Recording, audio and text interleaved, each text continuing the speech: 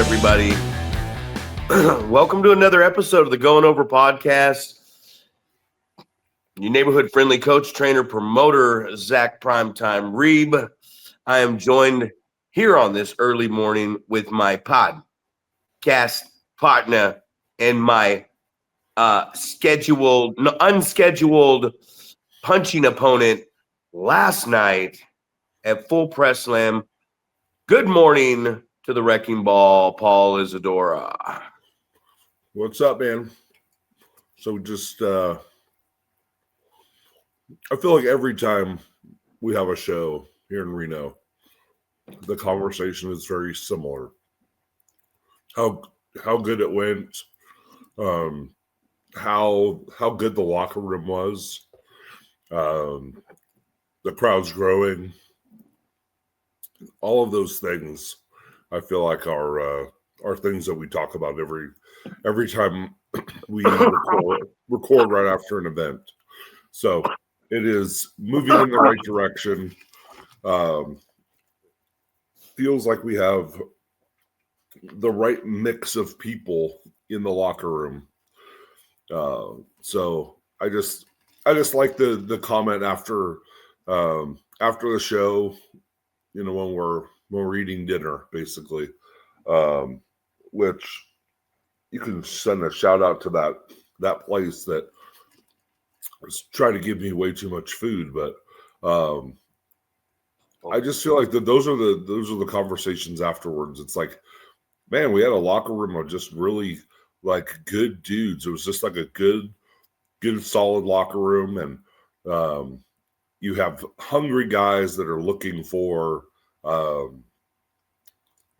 advice, and in some cases, you know, making us feel more comfortable with their, you know, the way that they approach pro wrestling as well. So, yeah, talk about that a little bit. How the show went. You know, you were kind of put in charge. You know, I handed you a card and said, "Hey, this is what I'm looking to do." You know, you take the reins, and you know, I just felt so bad because it was like, just like handing you the plate and going, "Hey, you put dinner together, you figure it out. Here's the ingredients, you take care of it from here." Excuse me. On the antibiotics, still getting over.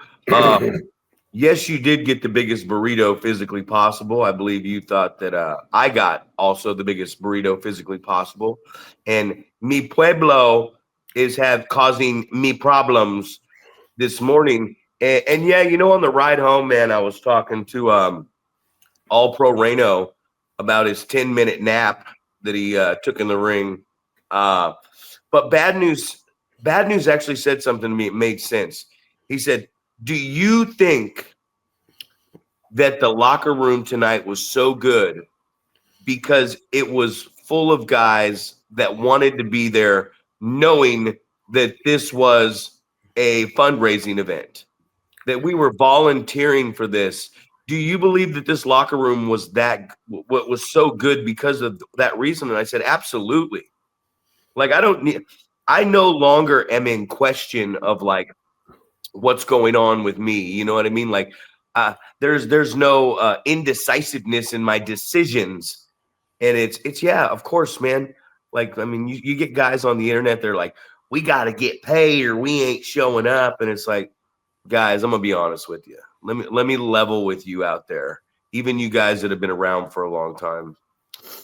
I got a certain set price. I know you got a certain set price that we ask for when we wrestle. But guys, I'm gonna be honest. Especially on that level, you're not gonna be making any amount of money. Even a bigger name, to be honest with you, that's gonna matter in your finances, unless you're like real tight with them, like AJ Kirsch was back in the day. Every penny on the dollar for the gas. But yeah, that's what it comes down to, man. You know, I like that. I like when you you know, it's not like I showed up and didn't know what to expect. It's something we talk every day. So you would let me know. you'd landed this new job and you were going to be getting there late. And a shout out to JP, because when I got in the building, he kept calling me over to the table, and we just sat there until we had everything squared away. And there was just a lot of good people, and I was able to work with people and give them a little bit of direction, not so much like who's going to win or lose. And I think that's what everybody is everybody's so worried about, like, who wins, who loses. Well, if you don't have a direction where anybody's going, it doesn't matter who wins and who loses at all, man. All it matters about is entertaining the fans. That's what I found out last night, that, you got back in the ring, man. We had a hot segment, and it felt like it. Honestly, I've worked with you so many times, and I think every time you've been the bad guy and I've been the good guy, and roles were flipped last night. And the dynamic and the way it felt, how you came in and I was able to accommodate you returning. I felt like when you showed me that and the way it happened, I felt like as a bad guy, and you being that big baby face, as big as you are, it felt smoother this late in our life. You know what I mean? I don't. What do you think about that? Because I just felt like everything just kind of would just walked into each other right where it needed to be. In the audience last night, man, the audience they were there from start to finish, man. So it was a great night for me. We talked about it last night, but what are your thoughts about that locker room comment, especially on a fundraiser show, knowing the money's going to the good cause, and being there and on how things kind of flowed so well with the fans last night? Well, yeah, I mean, you covered a bunch of different topics there. So I think a huge part of how well the locker room kind of gelled together was, you could say that it was because of that. Like, you have guys there that are there because they want to be there, not because they're being paid to be there or whatever. So I think that's a huge factor, right? And it's not like we were just like scraping the bottom of the barrel of getting guys that, oh, hey, who can we get that'll work for free, for a fundraiser. So it was a great combination of, you have hungry guys that just want to get in the ring, but you also have guys that are hungry in the right way. It's not like they're just hungry to tell people that I'm a pro wrestler. It is, I'm hungry to get better at pro wrestling, and I want to go to a place where I feel like I'm surrounded by other people that are like-minded and people that can help me get better and things like that. So I think that was a huge factor in that. So I've heard the analogy in the past about, and I don't know how many people look at it like this, but I've heard someone say about pro wrestling payouts. It's not about the in-ring wrestling stuff. It's not about the at the show stuff that you're getting paid for. It is the being away from your family, the travel, all these different things. That's what you're getting paid for, right? You'd wrestle for free if you could get there for free, right? If you didn't have to spend, several hours away from your family and skip out on stuff like that. If you could just teleport to a wrestling show and wrestle, you'd do that for free, every day of the week, right? So I think that's I don't know. I mean, I don't know if that's a good way to look at things. I'm not getting paid to wrestle. I'm getting paid to be away from my family, travel, all these different things. But it was something that kind of clicked with me, that's like, you know what? Yeah, I am. I'm being compensated for the hours in the car, and I'm being compensated for not being able to hang out with my kids and my wife and things like that. I'm not being compensated for pro wrestling because I love pro wrestling and it's what I. Uh-oh. This is that point that Paul has paused on us. Back to backers, ladies and gentlemen. We've lost Big Paul. So when he's talking about compensation, I'm not saying to work for free. I'm not saying I'm not in this business to make money. I'm running a business. What I'm saying is, in a situation, if it's the difference between $50 and $75 is not the biggest deal in the entire world. And in an industry where we are trying to sell a ticket, right? That's what we're trying to do. We're trying to sell the actual ticket. So if you can't come in and you can't execute, you can't get your character over, you can't build the audience to where it needs to go, then that ticket's not going to get sold. There is an opportunity here for everybody. There's an opportunity for everybody to get over. There's an opportunity for angles to increase, angles to grow a little bit. And once they do, and you get a good antagonist and you get a good hero chasing the antagonist right there, then you can move the sales. You can get people interested. Just entertaining the audience is going to get people interested in what's going on. That's what I mean by last night having a good locker room. And that's why I'm saying sometimes I get the travel that Paul's talking about. I get the being away from the family. And most importantly, I get that we could land wrong out there. We could hit those ropes wrong. We could go to the floor.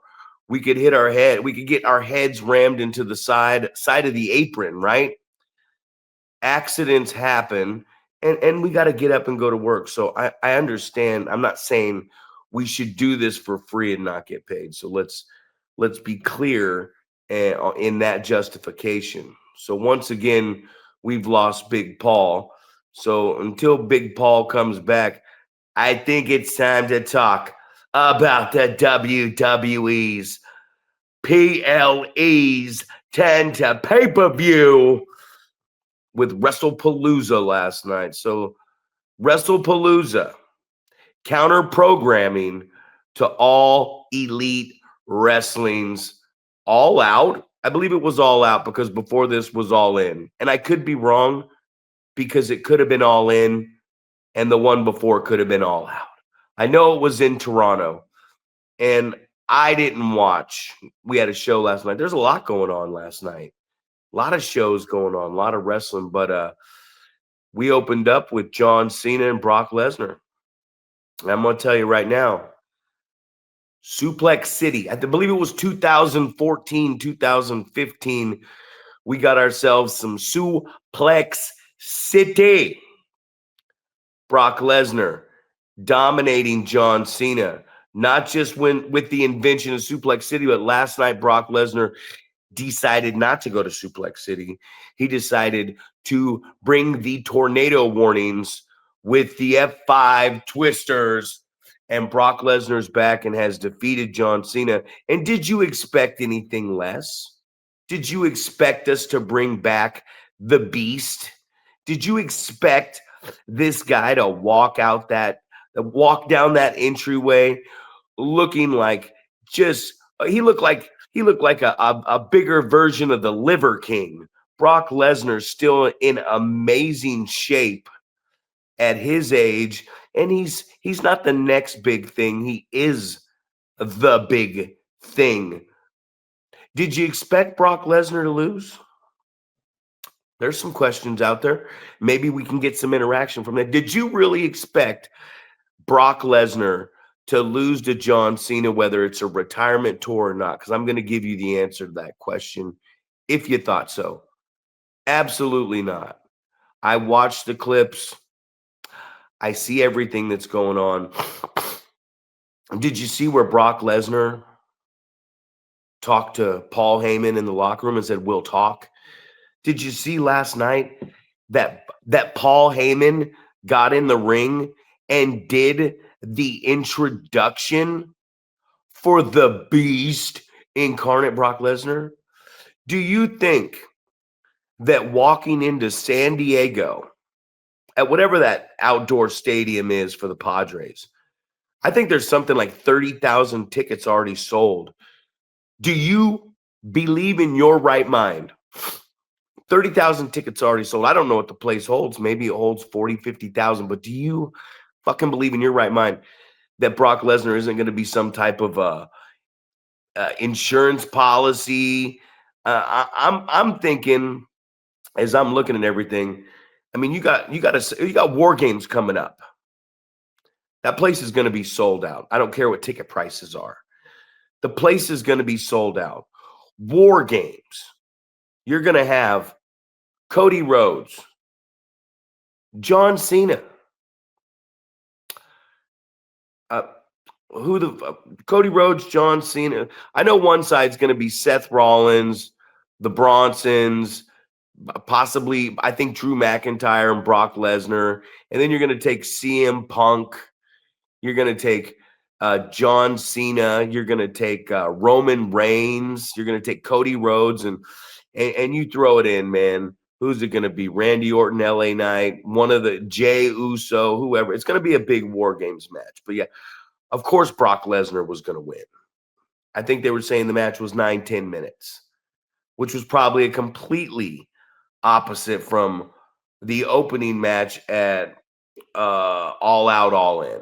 I don't know. But did you really think you were going to have Brock Lesnar losing that one? WWE's coming to Saudi Arabia. We're still waiting for the wrecking ball to get back on here. WWE, not only are they going there for the Royal Rumble, I think it's $1 million, right? I mean, $100 million. Sorry, I'm not trying to lowball you guys here. And I hear a lot of static. I mean, from everybody. Al Snow, Vince Russo, Dutch Mantel. I mean, you name them. WWE is sold out to Saudi Arabia. We still have WrestleMania in Las Vegas. They moved it from New Orleans. We're back in Las Vegas. We still have a WrestleMania. And what are we at right now? 7-8 months from WrestleMania? 5-6 months from let's start building Royal Rumble? We're there. Uh-oh. Watch out, bud. So let me bring you up to speed where we're at, Paul. Let me bring you up to speed. All right, man. First, to respond to that question, because we've moved on 10 minutes, just like you did, back-to-back kickoffs of both of us falling off the programming here. I said, I'm not saying that we shouldn't do this for money. I'm not saying that we shouldn't do this. We should work for free. I'm just saying that in the indies, we have to build up our characters. We have to get the audience behind us so that we can pique the fans' interest with different things that we do, so we can sell a match, so we can sell a ticket, so everybody can make more money in turn. You know, it's like, hey, we just made there's 3 partners. We just made a $900 profit on this show. And everybody goes, well, let's split it 3 ways. You get 3, I get 3, we get 3. And they go, well, how's that going to help? We need a couple things for the show. So What I'm saying is sometimes it's okay to sacrifice the small money to build up to make the big money. And the difference between $50 and $75 is not going to fucking – if $10 or $20 is the make or break in your gas – or your bills, well, then go get a better job. And I'm going to say that right now. If $10 is not going to get you home, then you should have never taken that. Never taken that book. Well, and I know you've said that before, that you've had people that have said, hey, envelope's a little light tonight type of experience. And you've kind of had that same type of response, which is, hey, if it is that big of a deal that you need an extra $5 or $10 in your envelope, then maybe you're in the wrong business here. If that's what it's the difference between making a booking and not making a booking, maybe this pro wrestling thing isn't for you, right? Because this shouldn't be something that we are relying on to pay our bills. This should be something that we're doing because we enjoy it, and maybe our goal is to get to that point where we're going to make enough money where we can do this as a living. So I 100% agree with that.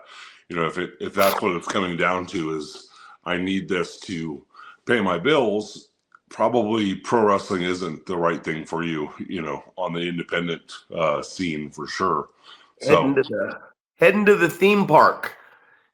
Got a season pass. I'm gonna call down to the theme park and talk to an employee and say, "Hey guys, we got a season pass, and I was gonna bring the family today, but we don't have the money for gas to get down there. right. Can you guys Venmo? Can you Zelle us some money from the theme park so we can get our family down there, because we want to come to the theme park. We're ready to ride. We may not be able to pay for the ticket, but we'll buy the food. We'll buy the overpriced food." That's a big one too. Hey, you know, I don't have money for a ticket. Here's 5 tickets for your family.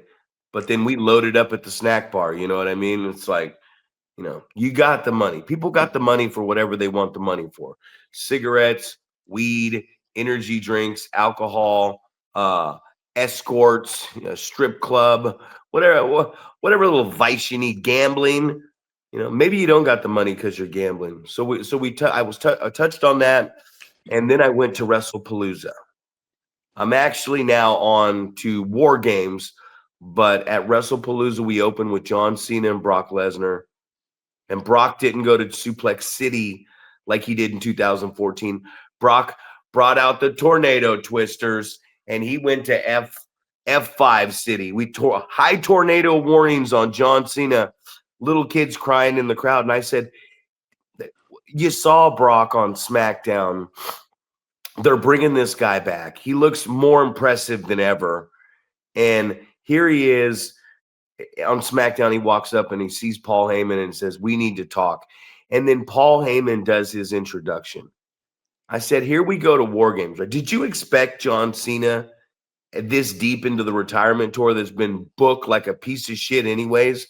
Did you expect John Cena to beat a returning Brock Lesnar with a new contract? Like, no, he's going to be the insurance policy, man. I think San Diego, I think 30-something thousand tickets have already been sold, and they haven't even announced who's going to be in the War Games match.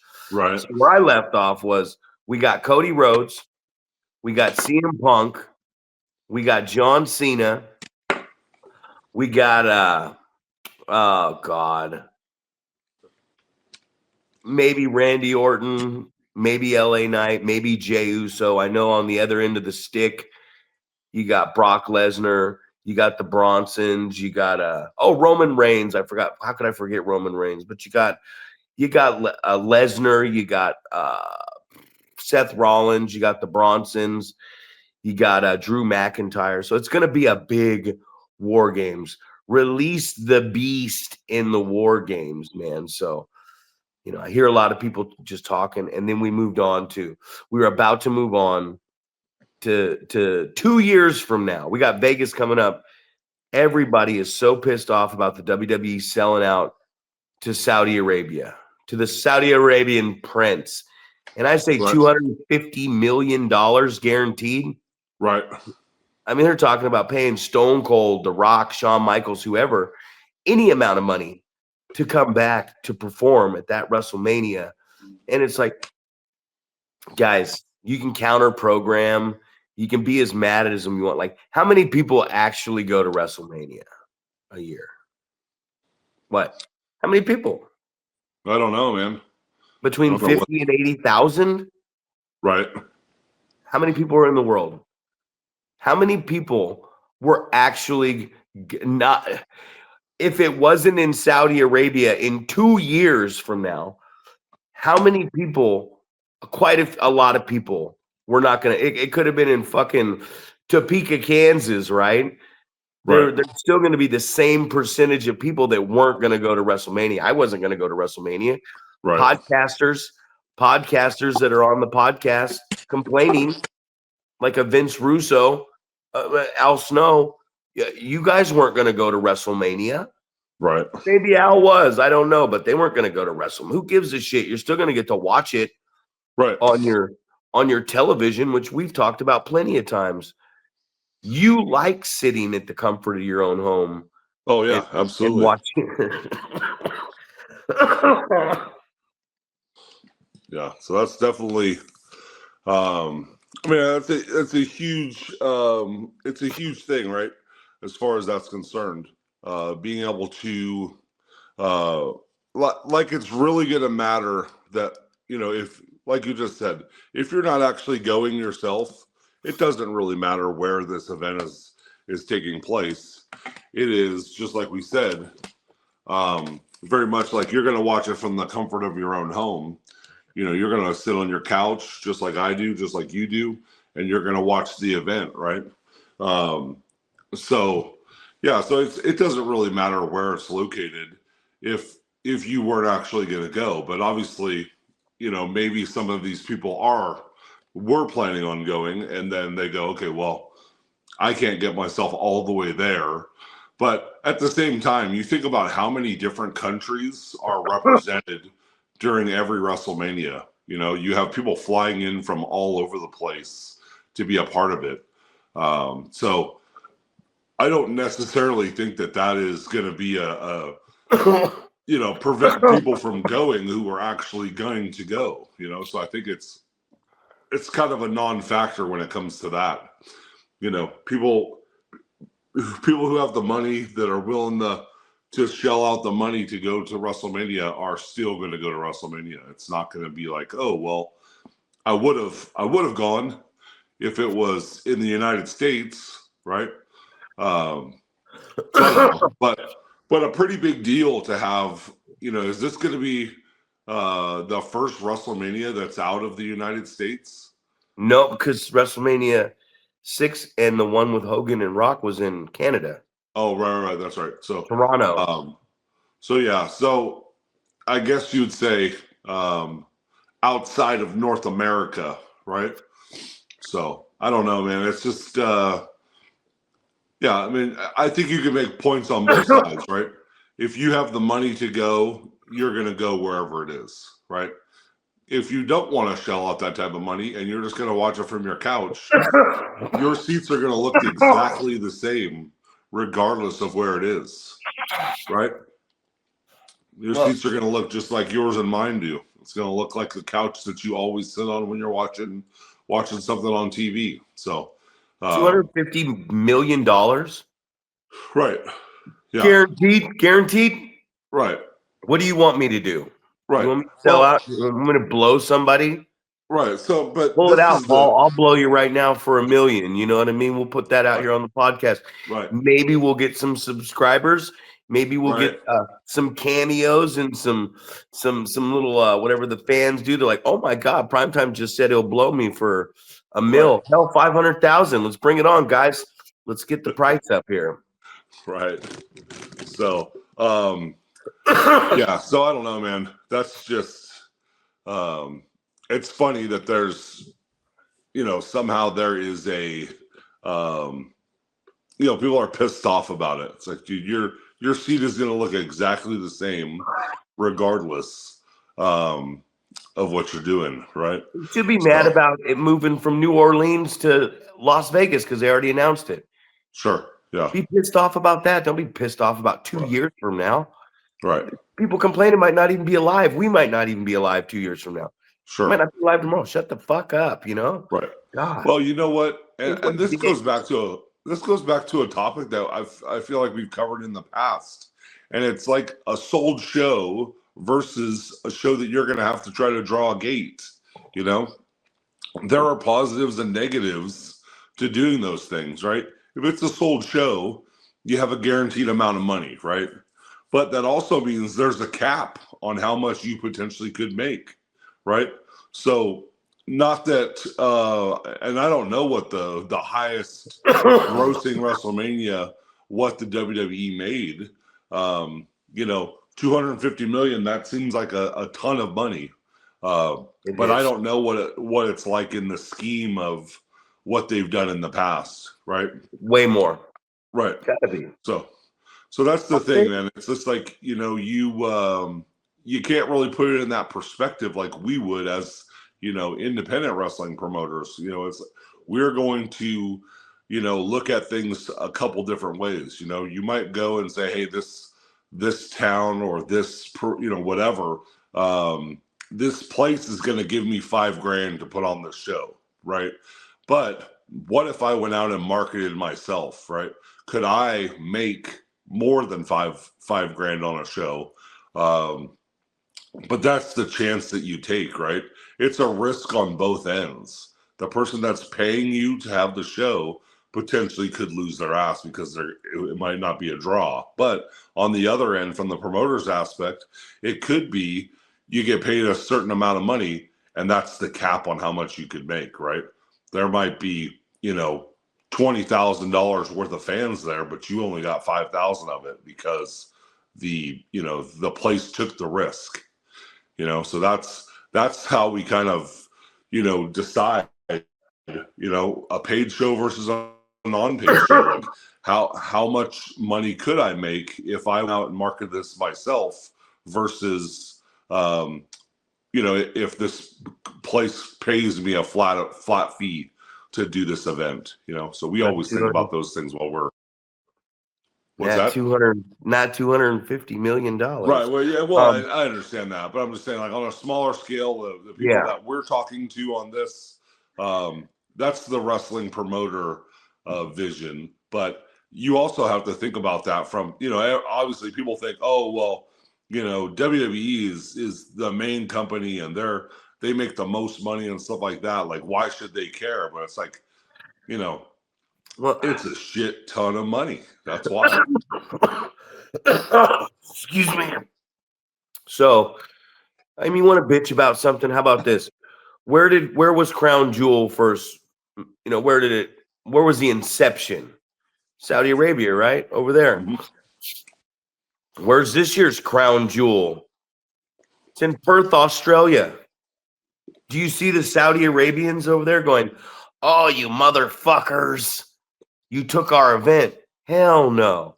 They're paying $100 million for the Royal Rumble in Riyadh. It's Riyadh season, baby. They're invested in this. They're invested in entertainment.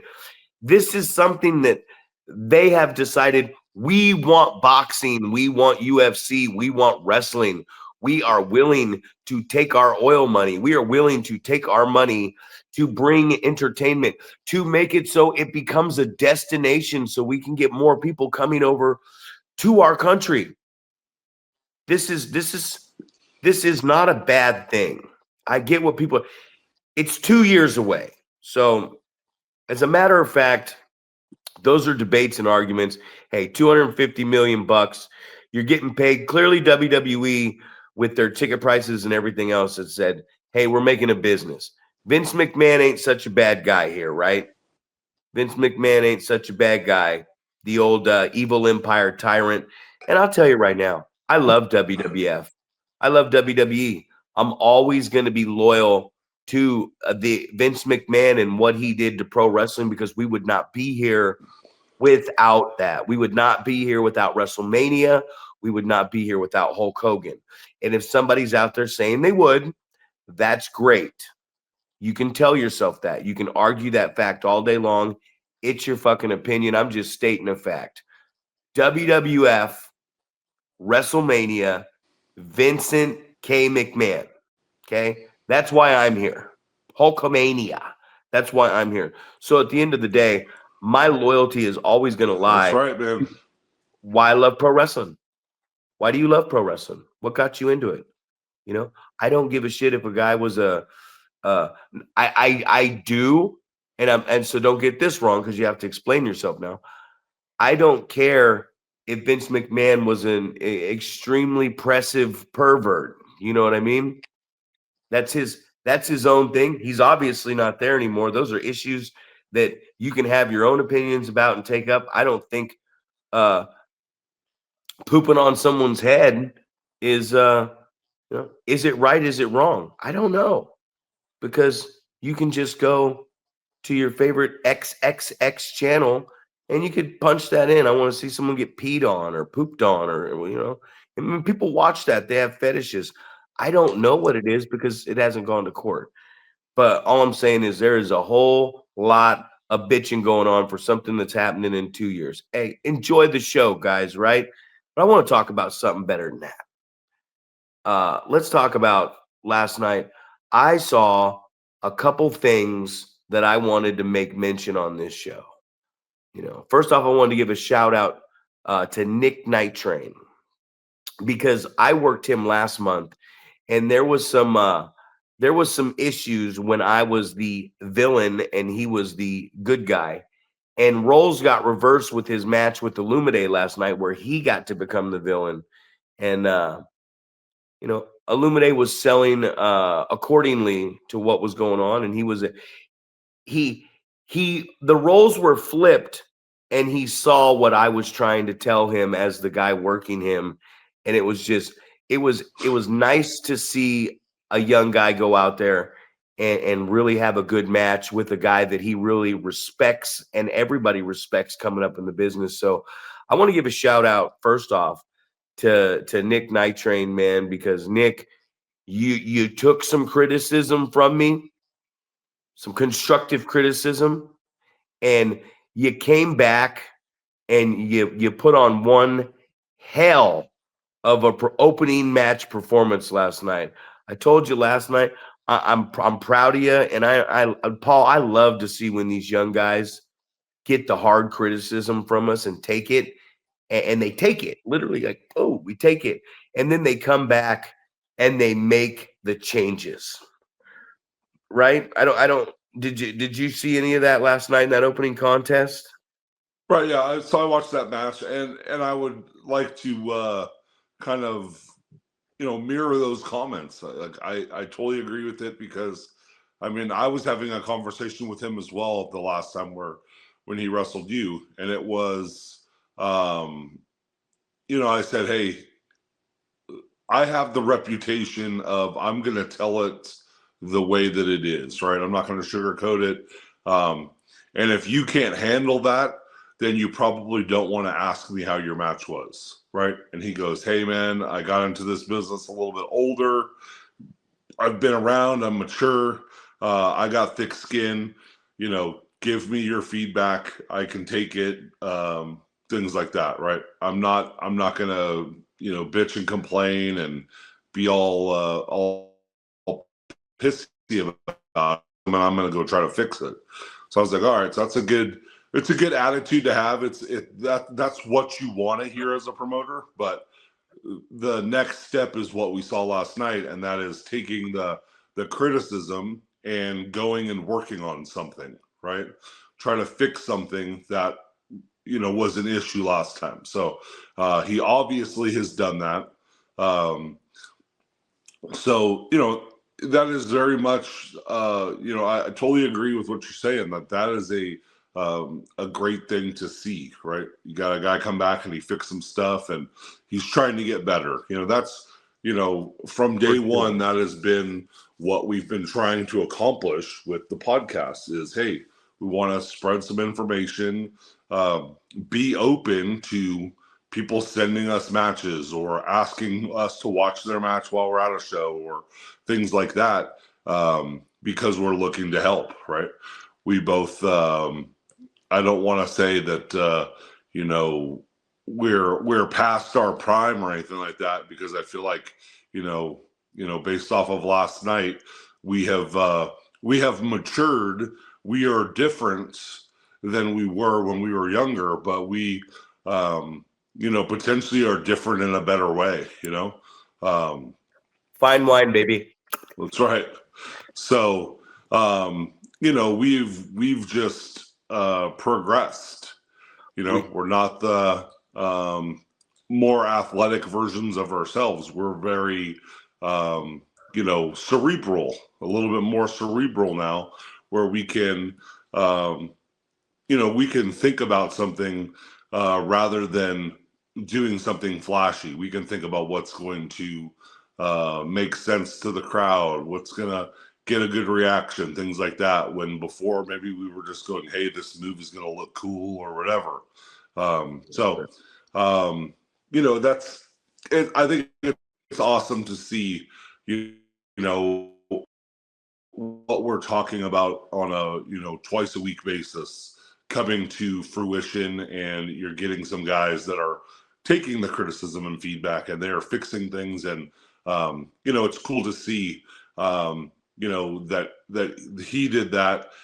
Preston Price was on the show last night as well, and he's been one of those guys that has been very hungry and eager to get better, and I think that also showed last night as well. Well, there was so many. That's what I was trying to, like. We just go on the fly here. I wanted to clip moments real quick and get your opinions on them, because there was the franchise players, Preston Price, and there was Cole Wright, there was Blacklight. Like I was trying to go down this line right here and hear your opinion, because first off, Nick Night Train, it was amazing to see. Like, don't get us wrong here. There was a lot. There's a lot with the heat. There's a lot with the stuff that he's worked, but he's willing to work on it. But I was just very impressed by that. And you just said it. And I want you to talk about something I pointed out to those guys last night. Chase Jackson, Preston Price, what was a fucked off finish. Complete. I saw a new growth side. I saw Chase actually start to make boo-boo face, and he stopped a second and a half in and just like a pro continued on that. So here's the next two guys I wanted to talk about. Touch on what you thought about the Buck and Bay and them, but touch on that finish and touch on what we talked about them after, because that, to me, that was amazing growth. And we'll stay with the SPW theme right here of these three guys.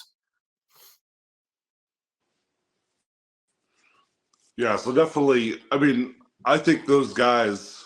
You talk about the finish, right? It went from whatever it was going to be, a suplex into,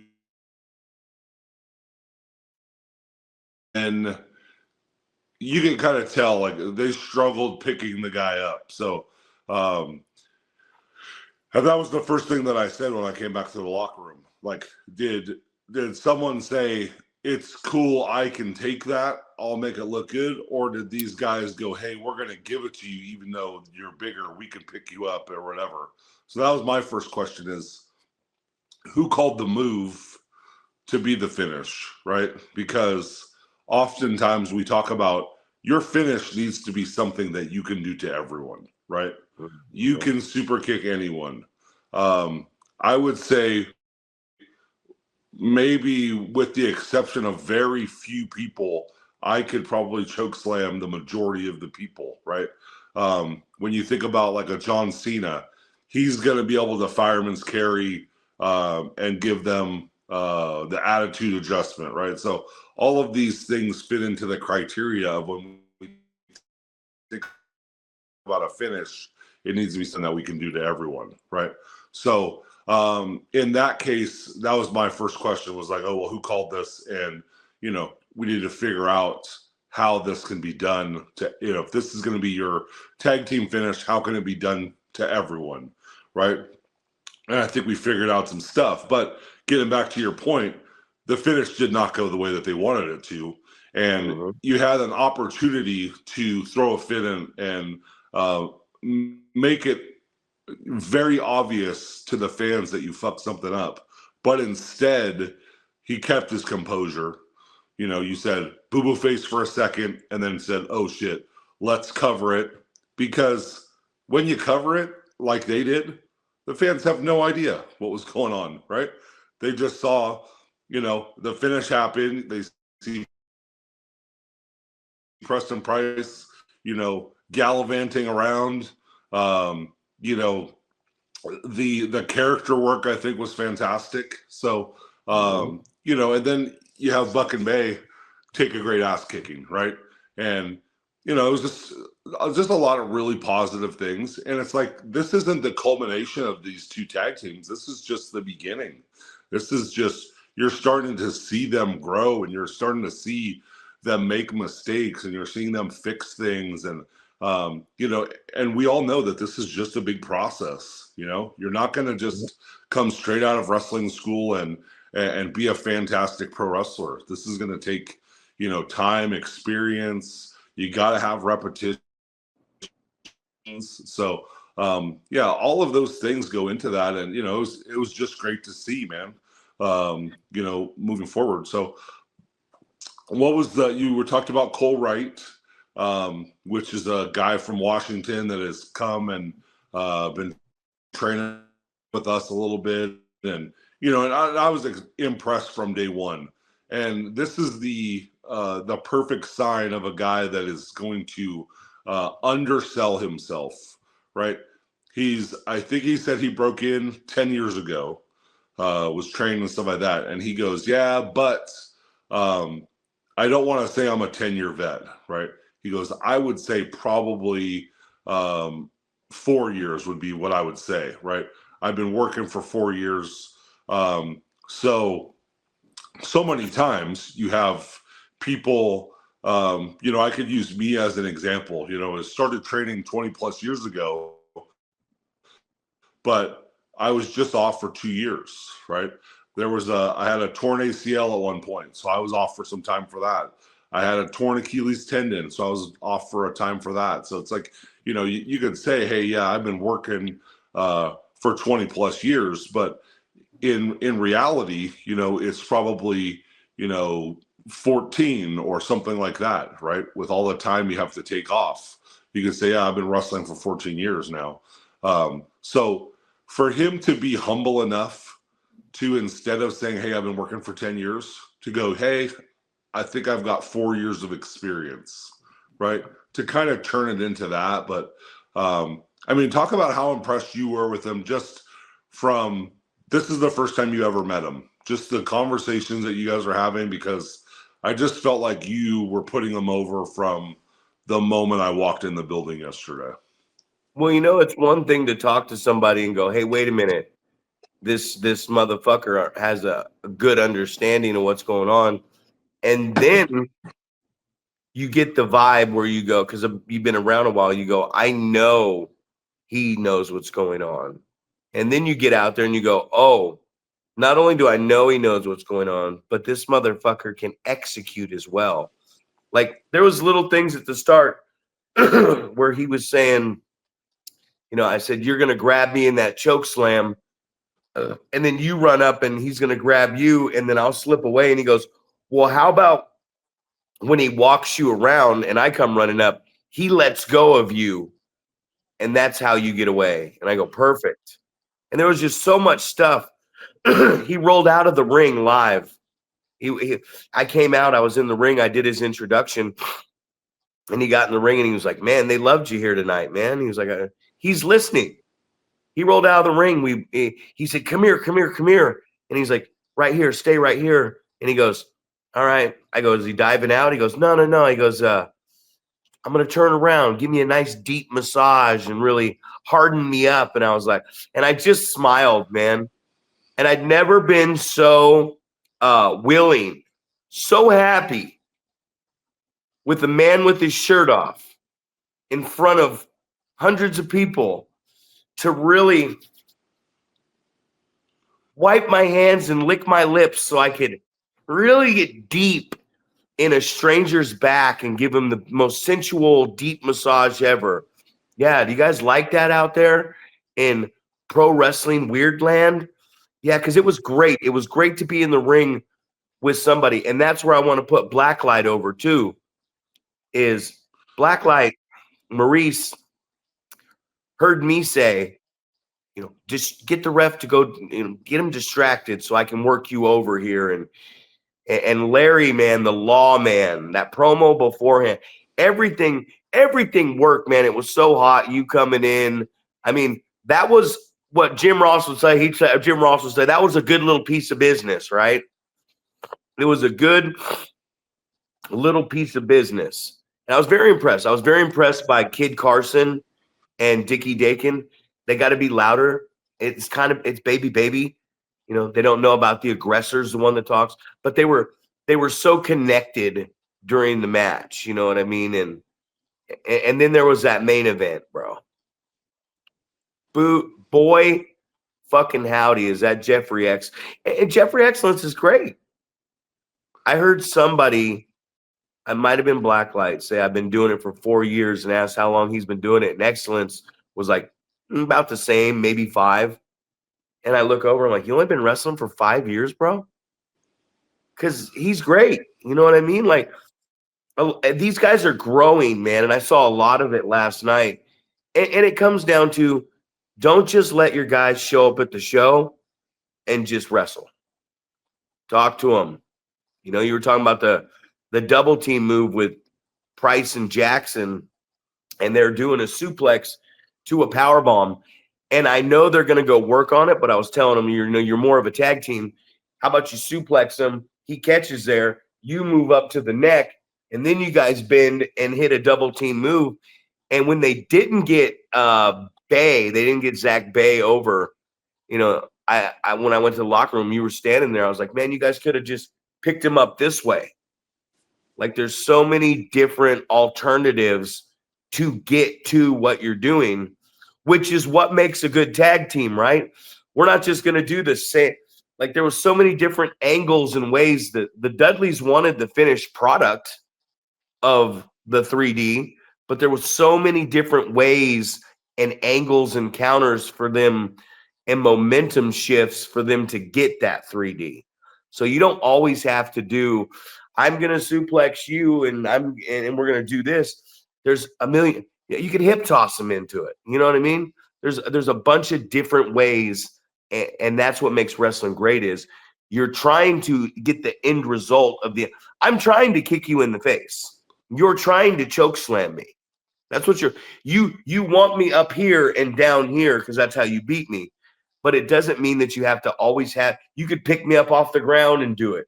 You could catch me off the rope and do it. I could springboard, and there's so many different ways with your character that you could do that. But yeah, just real quick, because we're going to forget coming up on this, man. It's been a weird podcast. We've been all over. And I haven't been trying to interrupt you, but you've just been pausing so much in this program that, see right there, I saw you blink.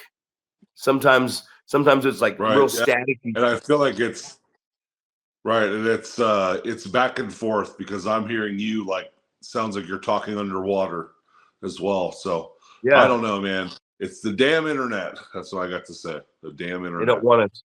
But I just wanted real quick before we forget, I just wanted to say that unfortunately next Saturday I will be I don't mean unfortunately but I will be at the Salmon Festival, and there is a celebration of life. Hit up Serena, who's always sharing our stuff, or hit up Vince DeMarco, who I just talked to today, Vince Shipman, because I just wanted to say the Asian sensation Dana Lee has passed away a week or so ago, and I saw Dave Dutra posting, and you know, I spent a lot of time with Dana. He first came down to PCW with his partner, and they were the Rush Hour team. And I went to Portugal with him, and I just wanted to give my condolences. And I just wanted to say before we forgot. I don't want to forget about it, man. I feel bad for the family of Dana. He was young, and he's always been so helped a lot of people, man. Helped a lot of people in pro wrestling and all pro wrestling during the height of that era that we all went through. So RIP to Dana Lee. And there's a get a hold of Serena. It should be online. Maybe get a hold of Dave Dutra. There is a celebration of life or the funeral. I'm sorry, I don't know the exact thing for Dana Lee this Saturday, September 27th. I don't know the time. I wish I had all that information for you. So sorry I just had to get that one out there. Right, exactly, man. And it's crazy, man. I think so many of the people that we have crossed paths with have their lives have ended way too soon. We talk about, I just saw the obituary for Roughhouse Ray Ray. Yeah. The stepdad you wish you had. So we're at that 5-minute mark, 5 minutes remaining in this podcast. But it's crazy, man, because obviously we crossed paths with Sam Reynolds. And I think it was, for the most part, nothing but positives, right? And then now I read the obituary, and there were so many things that I didn't know about the guy because we didn't know him for that long, So I just knew him as a basketball coach, right? That I saw across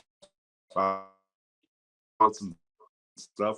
But yeah, just so crazy that all these different things, and it's like these guys, man, just passing away at such early age, and it's just one of those deals where we're just, we need to value every moment. It's these times that you just want to hug your loved ones and tell people that you love them, and I know that there was. For years, stigma about the pro wrestling industry and telling another grown man how you feel and things like that. But it's definitely the time that you reach out to those people that are special and make sure that they know that you love them and you appreciate them and things like that. So definitely that time, and definitely a harsh reminder that that is what's going on, unfortunately. And I don't know, man. Does this all? Everyone thought the COVID thing was a hoax and was phony and all this stuff, but I feel like we've been losing a lot of people, and I don't know if it has anything to do with people getting COVID or not, or if it's just a um, you know just a huge coincidence. But you think about all the people that we've lost as of late from the professional wrestling circle. Kind of crazy to think about that, and just one of those things where just another reminder to take care of yourself, and just hug on those people, kiss on them that you love, and show them your affection and things like that. So, kiss me here, kiss me here, kiss me in this region. That's why I like it, underneath the ear. Yeah, right there, just licking my earlobes. I use my cotton swabs. Quick little story for me that I just want to do for Dana Lee. Me, Dana, Cafu, Brazilian Beast Cafu, and Old School Oliver John went to Portugal for 2 weeks. And me and Dana sat next to each other on the plane. We actually were paired to wrestle each other through the entire tour. And Cafu and Oliver John were paired to wrestle each other. And we were on the plane, and I had been watching Dave Chappelle, and he kept saying banana cognac, bitch, right? Banana cognac, bitch. So when we were at the airport, I bought a T-shirt, a little yellow T-shirt that I had made at the airport. And on it said banana cognac, bitch. And the stewardess came up to us before we went on the flight, and she's like, "Can I get you boys anything to drink?" And I looked at Dana, and I was like, "Yeah, I did." And she's like, "Banana cognac, bitch." I said, "Yeah, I want some banana cognac, bitch." And she says, "What is that?" And she's like, "Oh, you mean cognac?" So I don't know if it was Hennessy or what it was. She brought us a big cup of Hennessy, and me and Dana were looking at each other leaving the SFO airport, and we were like, "We're gonna cheers this and slam it." And the lady says, "Hey, that's to sip on." She says, "If you guys slam that whole cup, I'm gonna be waking you up in 8-9 hours in Braga." And we're like, "Yeah, whatever, lady." And she left, and me and Dana said, "To Portugal." And we slammed an entire plastic cup of cognac, Hennessy, and 9 hours later, sure as shit, me and Dana were being shaken by the same stewardess. And we came to, and she's like, "Welcome to Braga, Portugal." And we were like, "Oh, man." So a lot of great times with him, a lot of great arguments with him, man. He was a very vocal guy. He trained a lot of guys, but a lot going on in wrestling, Paul. A lot going on last night. It's been a couple weird podcasts with the connection and everything, but we're going to get her back on track. Anything closing out, sir? It's not much, man. It's just it was a great night last night, and on to the next several weeks. Yes, sir. Congratulations. Glad to be a part of it. We're going over, motherfuckers. Subscribe.